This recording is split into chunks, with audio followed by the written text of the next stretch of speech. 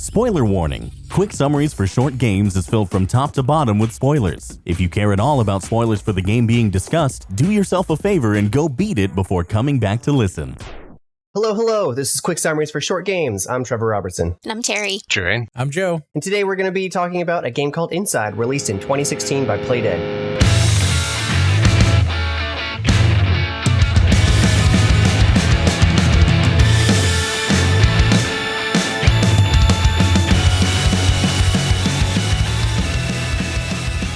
So I figured before we jump into this wildly morbid game, we could start with some happy thoughts and take turns gushing about one of our top favorite games of all time. Does anyone want to start? I'm going to clock you for 30 seconds. Oh, no.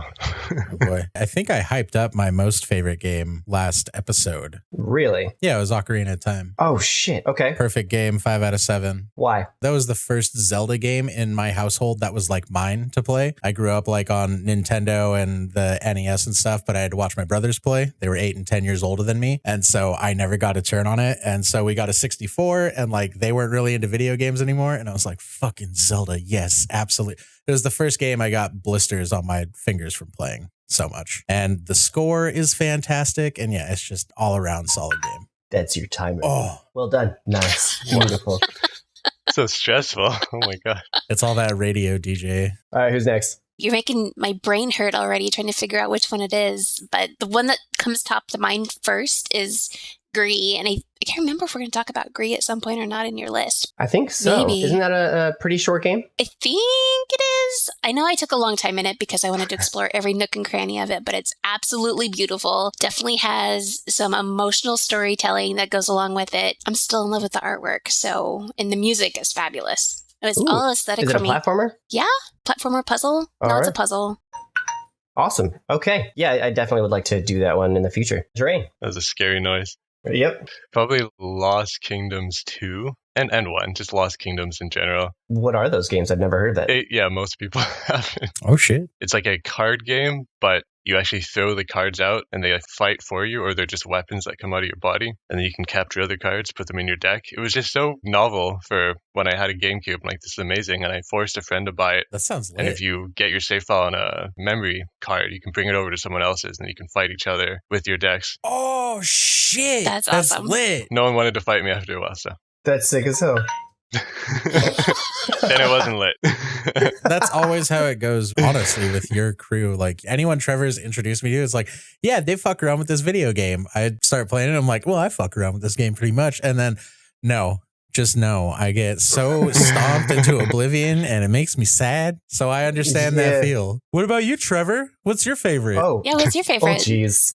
Oh, guys. I mean, we're not here to talk about me. I don't Okay, let's move on then. No, No, wait. let's go. Stop. Hold on. We're here now. I want to know. I'm putting 30 seconds on the clock. Oh, all right. I turned off the timer for me because I'm special, but I'll turn it back on. No, I got it. Go ahead. So this might not come as a surprise to anyone, but Monster Hunter, the series in general, is just one of my favorites of all time. It's incredible. It felt realistic, like, growing up and playing them. You're like, oh, I'm just a tiny man killing dinosaurs with anime-ass weapons. My favorite of all time before Iceborne came out, the expansion to the PC one, was Monster Hunter 4U, which added so many different cool things and ledges and mounting for monsters. The monsters were all sick as hell. I've put in thousands upon thousands of hours. It's funny that you say Monster Hunter because that was going to be well, you already talked about Zelda. Then I'd be like, all right, fine, fucking Monster Hunter. Let's go, baby. I'm actually like very disappointed in myself because I bought the new one and I got 50 hours in and then I just fell off because I found all of these other fucking games and I'm playing with friends.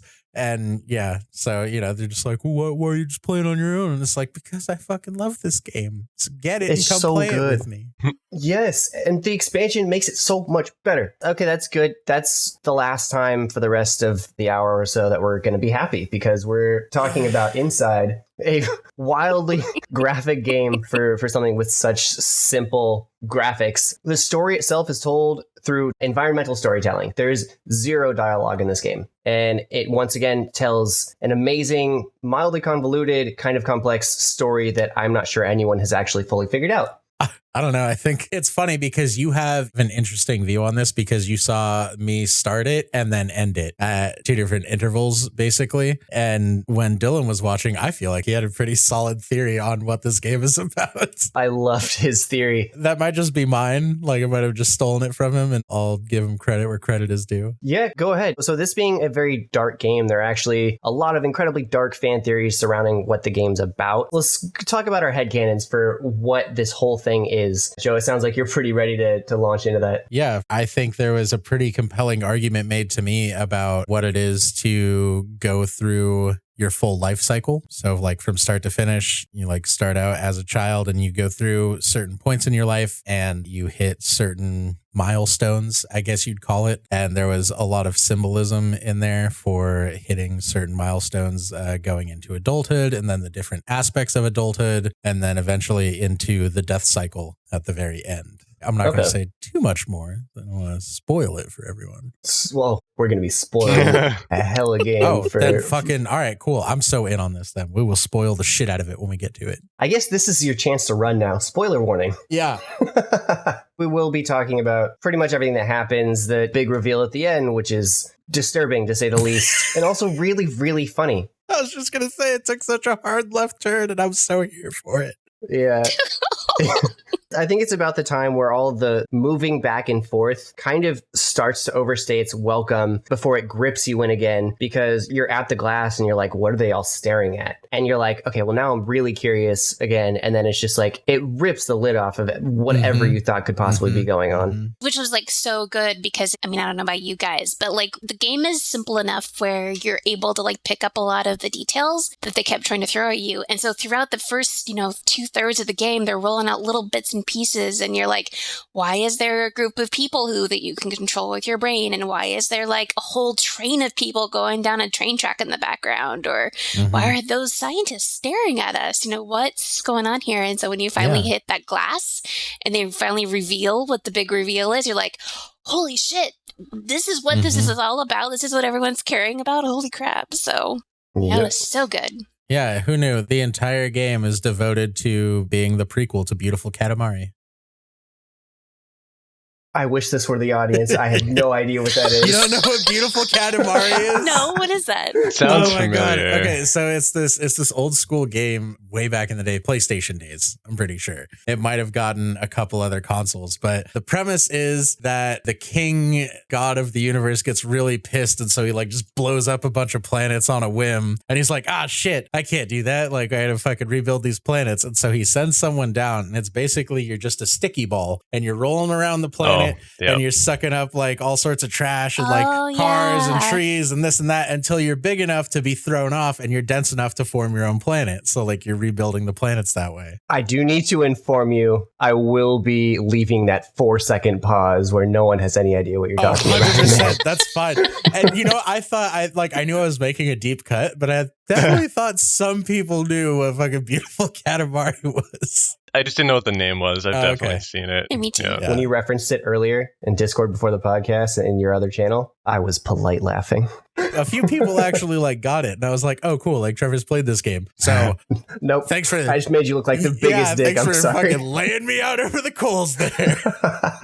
Teri, what is your headcanon for the story? What is this about? Well, I mean, at first I thought it was just about the fact that there's this kid who randomly like comes across this space. He's trying to like break into the scientific lab or whatever and trying to figure out what it is that people are after. But after playing it again and after doing my own little research or whatever, one theory that I'm really interested in is the fact that you have this laboratory where you've got like this monster at the end that's made up of different body parts or whatever, right? And you're like, why is this kid like running towards the laboratory? And there's this whole theory that this kid is actually part of the monster or is being controlled by the monster. So that way the kid can break in and like let the monster loose, because, and I don't want to spoil it too, but at the very end he gets sucked into the monster and then they all, leave or whatever.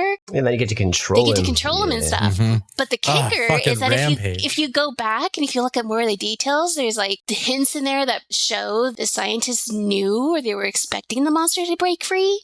So it became like this meta theory of like expecting what the monster is actually going to be doing at the end. It was like one giant experiment. So I just thought it was pretty interesting to kind of look at the layers of that. That kind of makes sense too. That holds a decent amount of water because there were several times when you were in the lab, I was like, I'm so fucking clearly walking by people like behind glass who could clearly see me. Like there's a camera set up in a room. Like I know these motherfuckers are seeing me walk through and they're not doing anything about it. So towards the end, the scientists even help the monster get out. Yes. It could be maybe seen as like fear because they're like, oh, well, we're just going to help him get out. The more I listen to everything, the more I watch people play. I really think that everything is so specifically set in place to be a test for the child, for the blob. It's almost like the blob is controlling the kid from like the start. I think that the scientists know that the blob is controlling a kid or kids to run in and complete the tasks because they're testing intelligence and all that. So I have like so much. So I'm not gonna, read through all the paragraphs that I wrote, but because I love this game, and it's mostly strap in. Oh my god, no! You stop me or cut me off at any point. But so there's a lot of stuff in the background that it might seem kind of vague, and I think that there's actually like a full world that they put back there, but they don't need to tell you what it is because it has no bearing on like the narrative that we're playing. So it's like all this stuff and you're like, oh, they're not telling us. So like maybe they're just trying to leave it kind of vague. So we have to make up our own stories. Like, no, I think they made an entire world, stuck it in the background. But then the stuff that we're dealing with is literally just like, I looked up the theories after I wrote my stuff down, and mine was basically fitting into the control theory. So basically all you're doing is just the lack of control. You're doing something for the benefit of someone else. Like even after you do like the secret ending is just unplugging everything, and then in the end you unplug yourself. Like even the little boy, like even if he was connected to the blob, it doesn't really matter, it was all planned. They literally put tape on the ground where you're supposed to be and then like the only part of control that you do have, like you as the player, not even the boy because you're controlling him, is to like kind of free him yourself just by unplugging it. So pretty depressing in that sense. But a lot of the world building like itself in terms of like the pigs and the worms, like making these husks, like all that stuff is really cool, like deep lore, but like the face value stuff is just like basically nothing. Jesus. A theme of control is definitely, I think, the prevailing theme for it. But there's also a theme that goes along from the very beginning until the very end of Sacrifice, where almost, or if not all, the different times where you're utilizing other beings, anything living essentially, including yourself, every time there is a sacrifice made. Okay, I love this bit. So when you suck the chiclets through the launcher, I fully believed that it was a shredder, but I knew that what you needed to do was just suck it through because there's tiny little things that are falling around and you're just like, oh, I'm putting them through a literal leaf shredder. What are they called? Tree shredder thingy. But I did that just fully believing that and having zero clue what the purpose is going to end up being. I think one of the reasons that I know for sure that I'm not an amazing person is because when the birds flew safely into the hay bale and like survived and they were fine, I was kind of disappointed. I was like, oh, well, that was anticlimactic. I guess we're just going to... with the chicks... Sorry. Every time I make a friend play this game and they put the chicks through, I make them go back because one chick is always dead and not moving. That's what I was going to get to, is that's the first sacrifice. You sacrifice one chick to accomplish your goals. When you do the 20-man puzzle with all the puppets, there's one dead person, puppet, etc. And so that's kind of the prevailing theme. You sacrifice yourself to save the huddle. And so along with control is the theme of sacrifice. I think the one thing that kind of kept blowing me away that I keep going back to is that train that I mentioned before, where, the people were all stockpiled in it.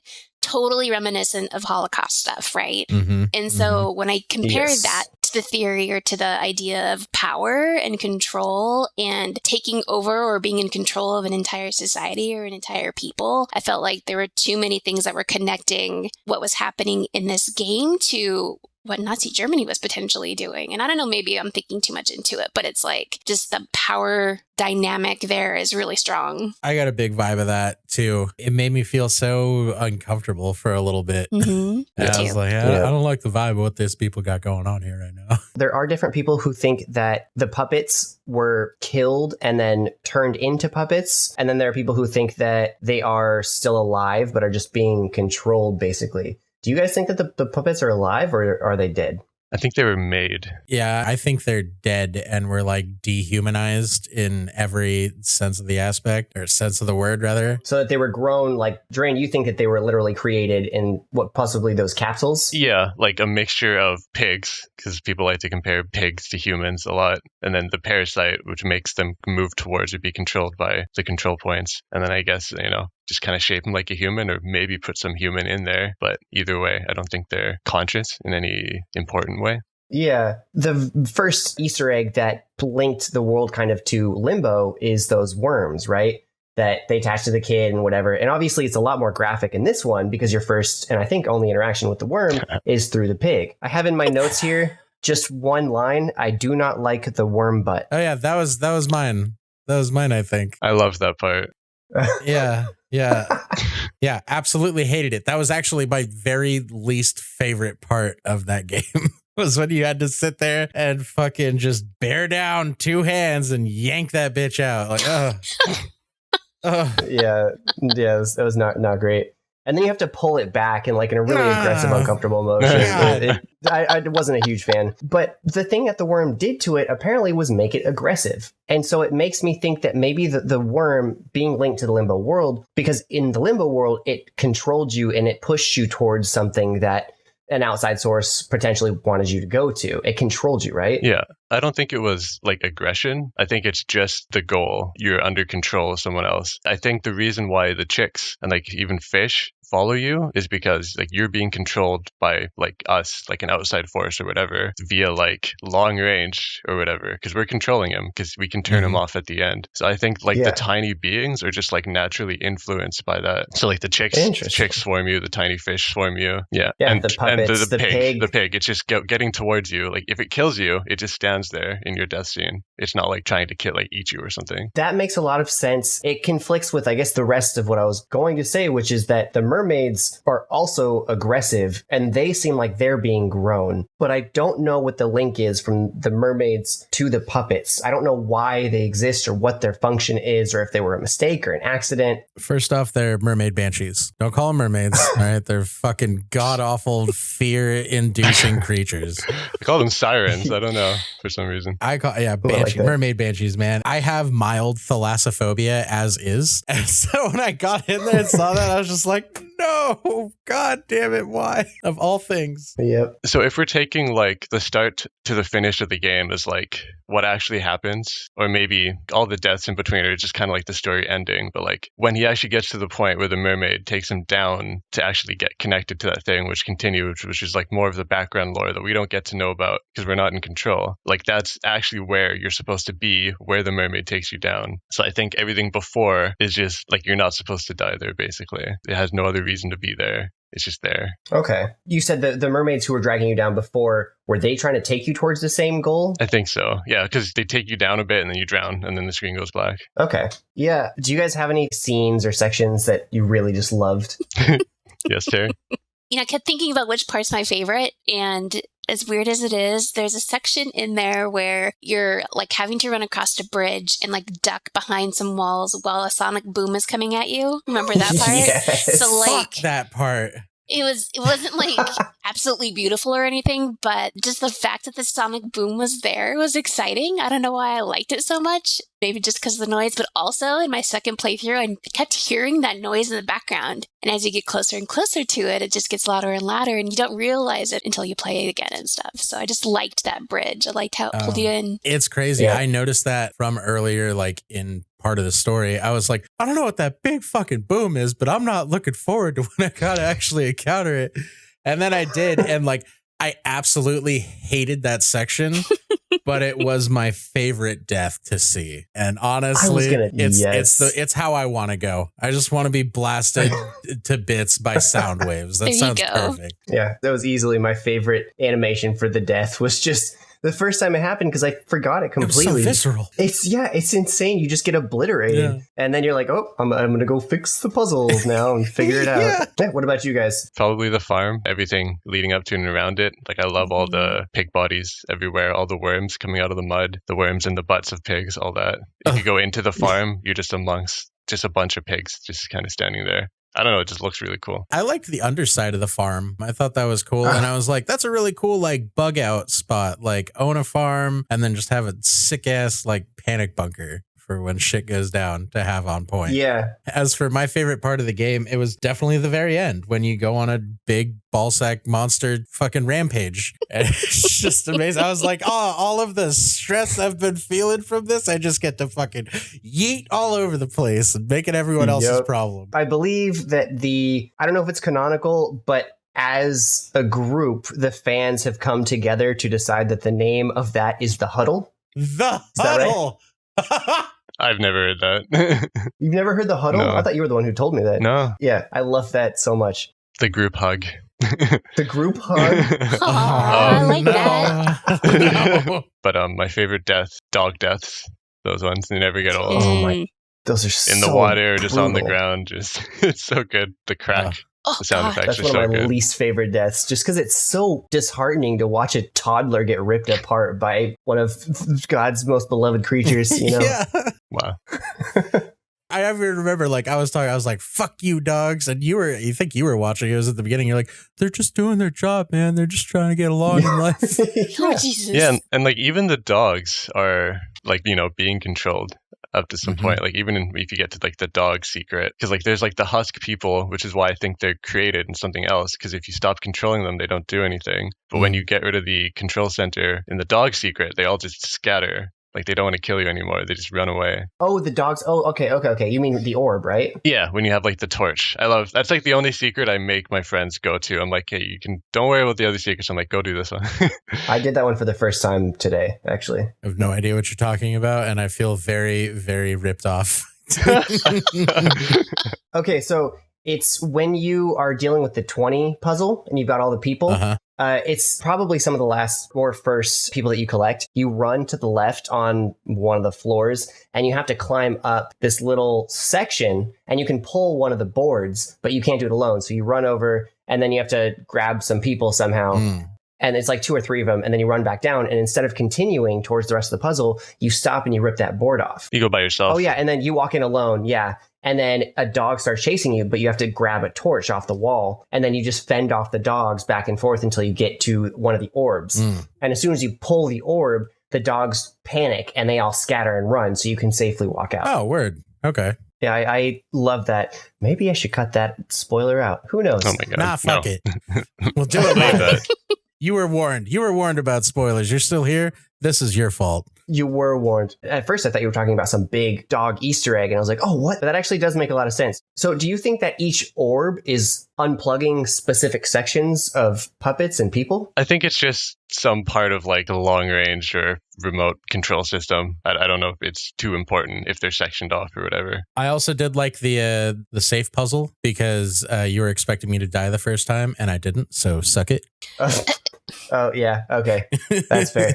It's the second time you operate puppets, I think, because you have to open up a door and then you have to like get them onto the 2 different switches by opening up the lever. And Oh, Yeah, I that thought it one was too. gonna take a little bit Yeah, longer. that was that. Yes, it was absolutely that one. Yeah. Those puppets freaked me out. Speaking of the group hug section, like I know that wasn't the only one, but when you open up the big fire pit, I thought that was the end of the game at first. Yeah. Did too. Yeah, I was like, what? No, I'm not about to I throw guess I'll myself crawl into a in. furnace. No, I refused. Yeah. I refused. This is the end. Goodbye. That would have been a cool like alternate early ending. I would have like super appreciated that. Yeah. If you were able to crawl into that furnace, I bet a significant number of people would not have beaten the rest of the game if you were able to do the rest as it went. I think a lot of people would have just done that, credits roll, and they would have been like, what the Yeah. fuck? Oh, I guess we're done. I would love that. I think that would have been really funny for them to do. And you know that death would be visceral and terrifying because it's 90 people yeah, trapped yeah, in a they're meat being- blob, and you'd hear all their Sizzling screams. and popping and It's like the Oh. evolved form of like the human centipede. It's like if it was a Pokemon. Oh my Jorane. god! Oh no! the human blobberfly evolution from human centipede. Good God. Oh jeez. So Teri, did you have a favorite death? I honestly can't remember which one it would have been. at this point. There were so many. That's fair. So I loved the mermaid levels, like aesthetically. I thought they were so cool, and I was just like intrigued by the idea of what they could have possibly been. And, you know, they might have been these failed whatevers. Who created them? Are they linked to the blob? Why do you get saved by one? Or why can you breathe underwater after that one section? But I hate running back and forth in levels. And in this game, you run back and forth a lot more than you do in Limbo. It's just a lot of, you know, you have to, okay, where am I going? There's like a small Metrovania ass part, and a lot of it is running back and forth. It's fine, but those parts kind of fatigue me the most. That's all the mermaid parts were filled with. So it was like, that was the saving grace for those moments. But then again, I hated the deaths. Getting killed by a mermaid so much. It was just, it filled me with this immense dread that, like, I felt sad getting ripped apart by the dogs because it was visceral. But with this, it felt like the mermaids, more than any other creature in the game, were filled with such hatred and aggression. They felt the least controlled to me out of anyone else. It felt like they were there with a vengeance and they were an accident created. And that's why they're just like, they have their own little section and they're like, yeah, we're going to leave these little creeps and just not mess with them. And then the favorite death again, just the sonic boom obliteration was the funniest thing in the world to me. Especially because it like launches the body like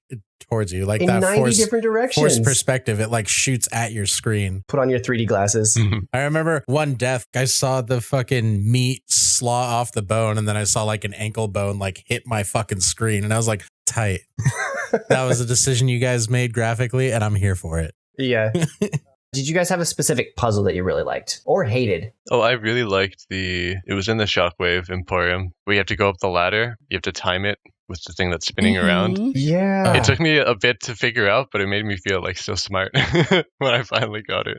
I loved that one. I hated it for the opposite reason, because like I knew what I had to do, but I couldn't time it out no matter how hard I tried. Like, okay, it's on a 6 count. So like on 6, you gotta let it go and you like do that. And I was like, no matter what I did, like it took me like 30 tries. And I was like, that's where you had to leave it. God damn it. Yeah. That part was really cool to me because there are other puzzles like that in other games where you have to time it. But for this, it felt like it was the opposite of a normal puzzle like that, because the switch wasn't there to place at the right point and then use. It was there to stop it at the right point and then flip it and run. And so it felt like, for some reason, like it was a reverse engineered puzzle from a different game for me. But I like that one a lot. Yeah. You know, the one that I know that I don't like the most was, you remember the elevator? You're having to deal with yes. running back and forth this huge, Yep. was it like H-shaped even or something? I don't even know. But you had to run clear over to the left and then run clear over to the right and go up and down the elevator. Yep. And it's just, every time I have to run across a platform that long, I'm just like,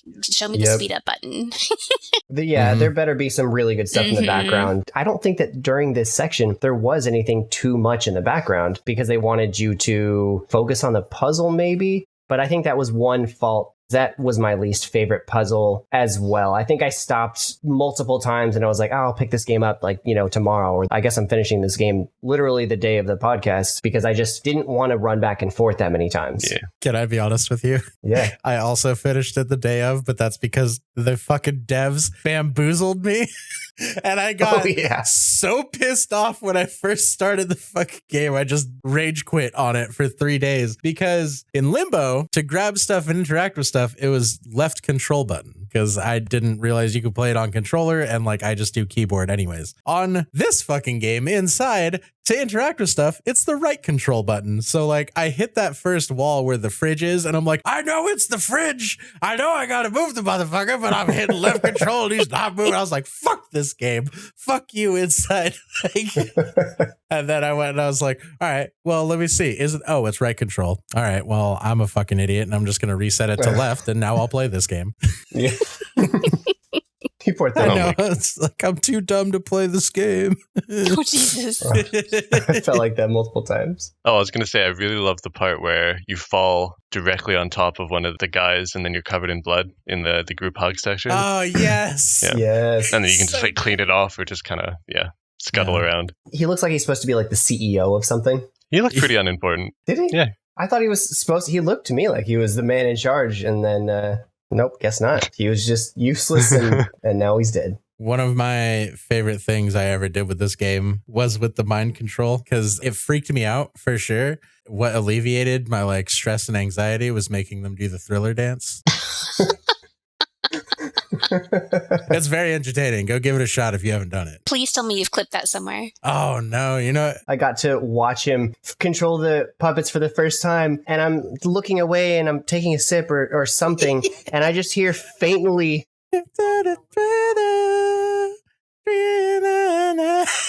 And I look over and Shirley and the puppets are just That's amazing. dancing. That was fantastic. This is why we unplugged them at the end.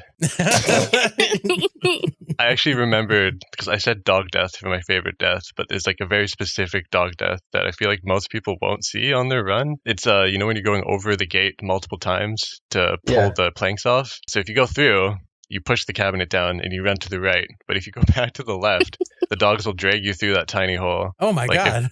Like they'll rip your body through it. I didn't do it. A friend did it. He's like, I wanted to see what would happen. I'm like, well, now you have to do the gate again. But It takes a special person to be able to figure that one out. Science. I died so many times intentionally on this game because I was like, what's this death animation going to look like? You've got to know. You have to know. I strive to live life like you do. I was far too anxious for that and for the kid because I believed for a while that he had some semblance of humanity. And now I believe that he was a husk from the start. I wanted to ask you guys at the very end, when the giant hug rolls down to the seashore, is he alive or is he dead?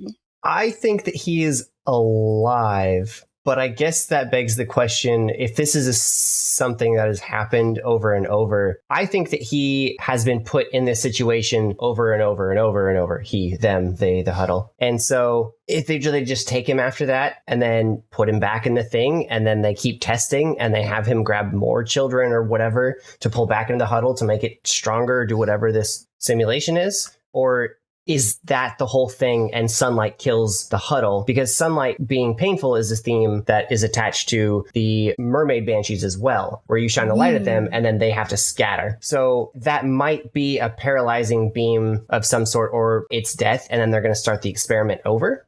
But it could just be there to paralyze him so they can take him back in and they can start the whole thing over again. yeah, I don't think they're alive or dead. I think they're just done.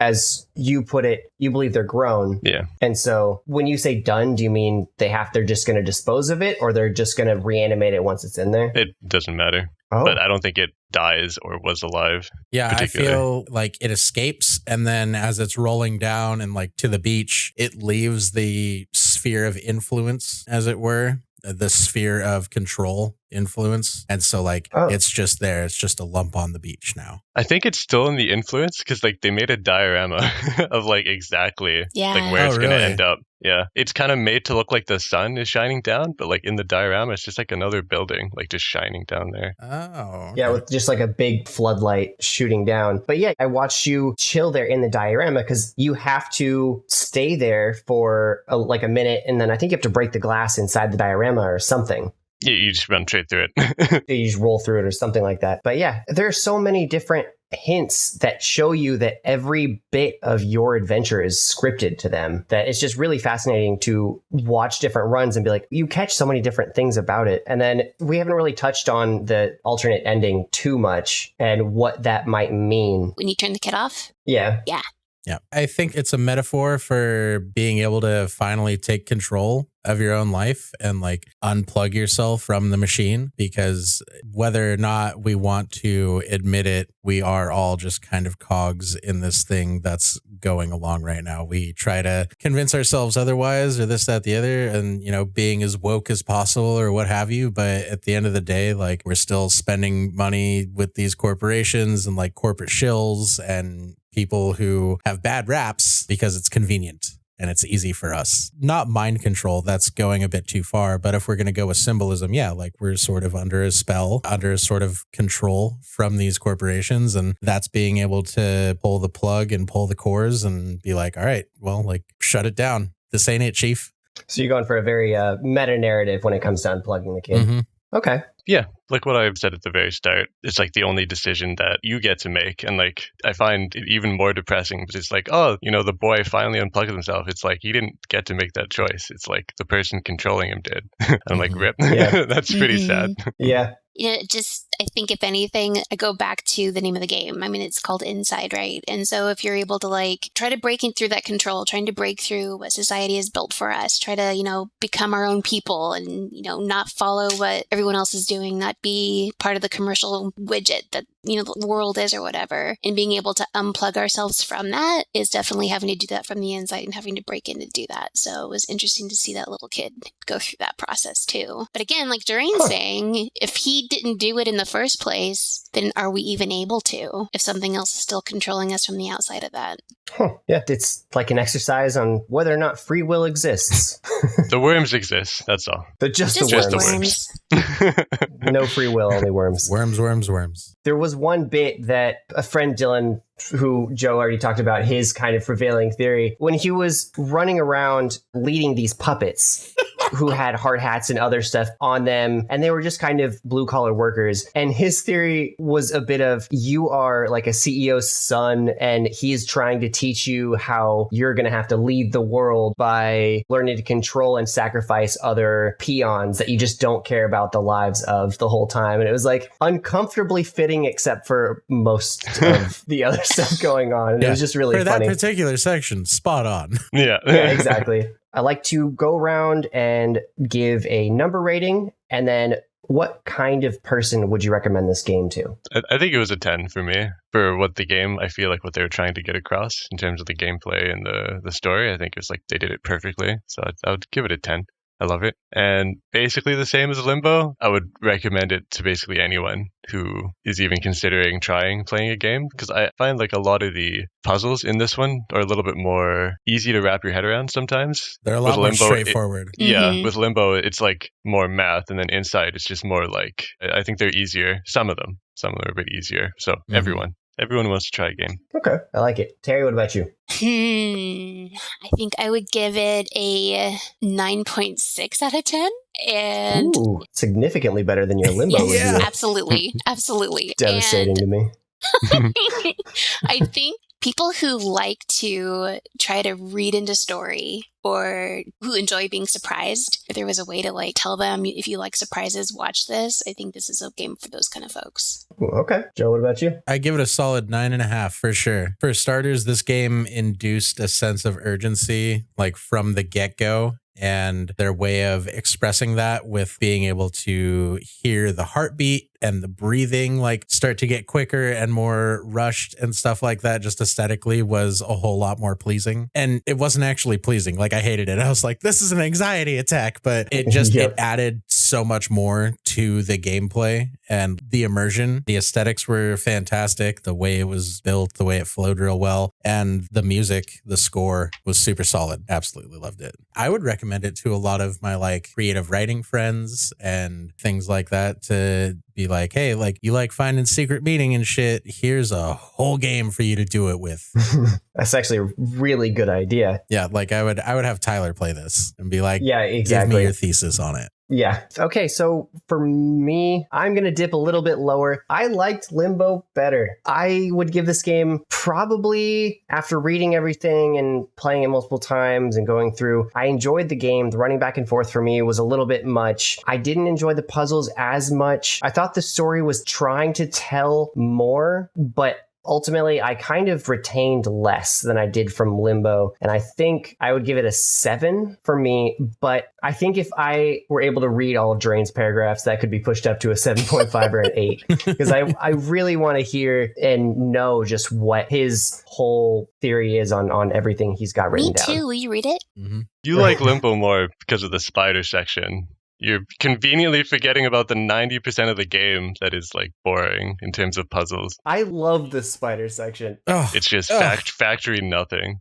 I actually didn't find any of it. But in Limbo, like we talked about, the factory part was a bit of a letdown because the forest was more interesting aesthetically. But I did still like the puzzles in Limbo towards the end of the game as well. I loved the gravity. I also loved the shape of the character more. I like that his defining feature were his eyes, and not that he didn't have eyes or a face and was shaped like a banana.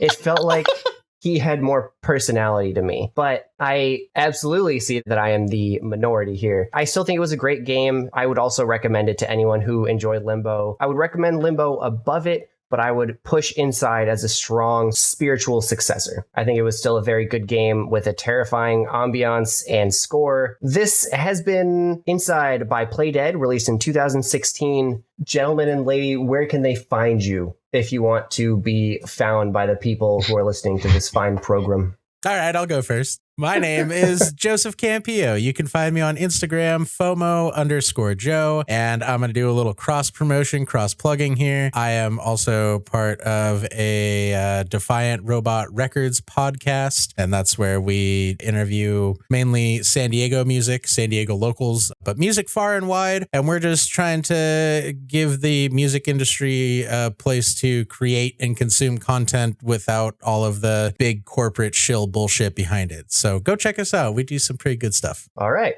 Where can they? Just Twitch for me. I don't even know what the URL looks like. /Jorane. Oh my God. Twitch.tv/Jorane. Do you want to say it again? No, I'm okay. I don't keep that on the top of my memory. Yeah, fuck it. Go check me out if you can. Find me out. What kind of games do you stream, Jorane? Inside. Oh my God.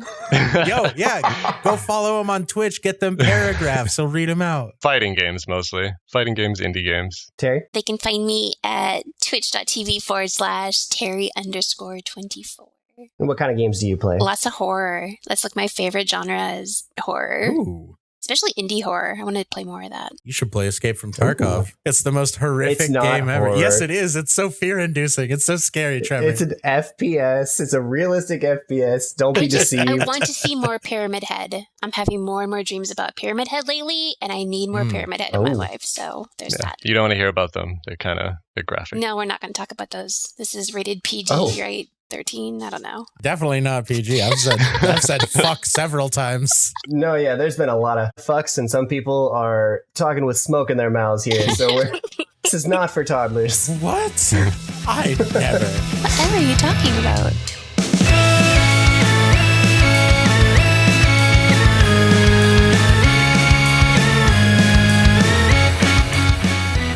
This has been Quick Summaries for Short Games. I'm Trevor Robertson with guests Nathan, aka Jorane, Teri, and Joseph Campillo. Editing done by Abominable Productions. Music provided by Defiant Robot Records. Podcast art by Jorane. Spoiler warning provided by Dylan Hanks. If you liked the episode, leaving a review for us on Apple or Spotify or wherever you get your podcasts would really help us with the algorithm. Next week's episode is Doki Doki Literature Club. Have you guys noticed Playdead just likes creating kids with shitty posture? Yeah, yes. Limbo's was fine, but kind of slouched. But this kid in Inside is basically just a banana with legs. Even when he's running and he's normal, he's just kind of C-shaped. Maybe he's a cheap android. Maybe the fact that he was created and the fact that he just has some small bone structure that's, covered with plastic pig parts. I mean, maybe that's why he slouches like that. Or he's just Randall from Recess. I mean, we'll never that know.